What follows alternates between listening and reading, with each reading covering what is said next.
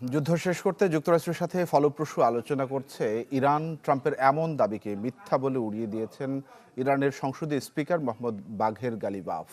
মন্তব্য করেন, বৈশ্বিক তেল বাজারকে প্রভাবিত করতেই মিথ্যা দাবি করছেন ট্রাম্প। ইরানের সাথে যৌথভাবে হরমুজ প্রণালী নিয়ন্ত্রণ করবে যুক্তরাষ্ট্র। ট্রাম্পের এমন মন্তব্যে কঠোর প্রতিক্রিয়া দেখিয়েছে তেহরান। সাফ জানিয়েছেন, বহিরাগত কারো হস্তক্ষেপ মেনে নেওয়া হবে না। চাই A1 SWR Pipe and Fittings. A1 Engineers #1 choice.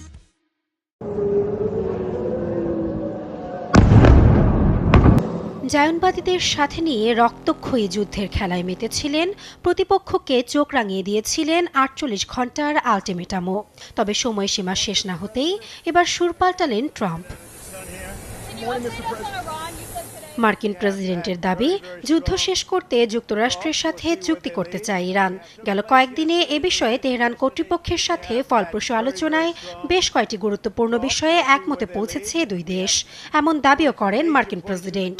তবে ৫ দিনের জন্য ইরানের জ্বালানি ও বিদ্যুৎ কেন্দ্রগুলোতে হামলা আপাতত স্থগিতের ঘোষণা দিলেও হরমুজ প্রণালীর নিয়ন্ত্রণ নিয়েও কথা বলেন ট্রাম্প। জানান, গুরুত্বপূর্ণ এই সমুদ্র পথ যৌথভাবে নিয়ন্ত্রণ করবে যুক্তরাষ্ট্র ও ইরান। তিনি আরও বলেন, যুদ্ধবন্ধে এই আলোচনায় ইরান প্রতিনিধিদের সাথে কথা বলেছেন ট্রাম্পের মধ্যপ্রাচ্য বিষয়ক দূত স্টিভ উইটকফ ও তার জামাতা জেরার্ড কুশনার। তবে দেশটির কার সাথে এই আলোচনা হয়েছে সে বিষয়ে কোনো মন্তব্য করতে রাজি হননি।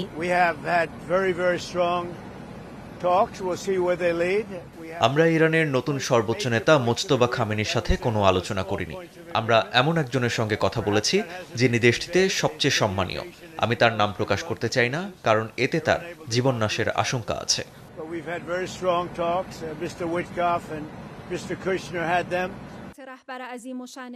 যদিও ট্রাম্পের আলোচনার দাবি নাকচ করেছে ইরান। বৈশ্বিক তেল বাজারকে প্রভাবিত করতেই ভুয়া তথ্য ছড়াচ্ছে মার্কিন প্রশাসন, এমন মন্তব্য করেছেন তেহরানের সংসদীয় স্পিকার মোহাম্মদ বাঘের গালিবাফ।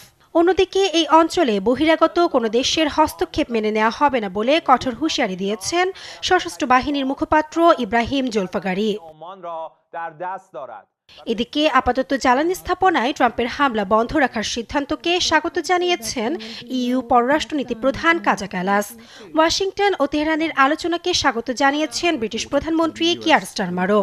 যে কোনো পরিস্থিতিতে তেল আবিবের স্বার্থ রক্ষার ঘোষণা নেতানিয়াহুর।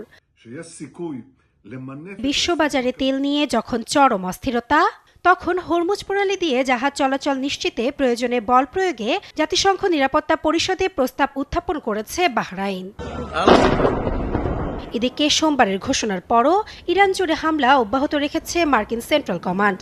সোমবার রাতভর রাজধানী সহ বিভিন্ন শহরে ব্যাপক বিস্ফোরণের শব্দ শোনা গেছে। বৈরুতের দক্ষিণাঞ্চলেও হামলা চালিয়েছে ইসরায়েল। বিপরীতে উপসাগরীয় দেশ বাহরাইন, সৌদি আরব ও কুয়েতে প্রতিশোধমূলক হামলা চালিয়েছে তেহরান। নাসরিন আক্তার, চ্যানেল 24।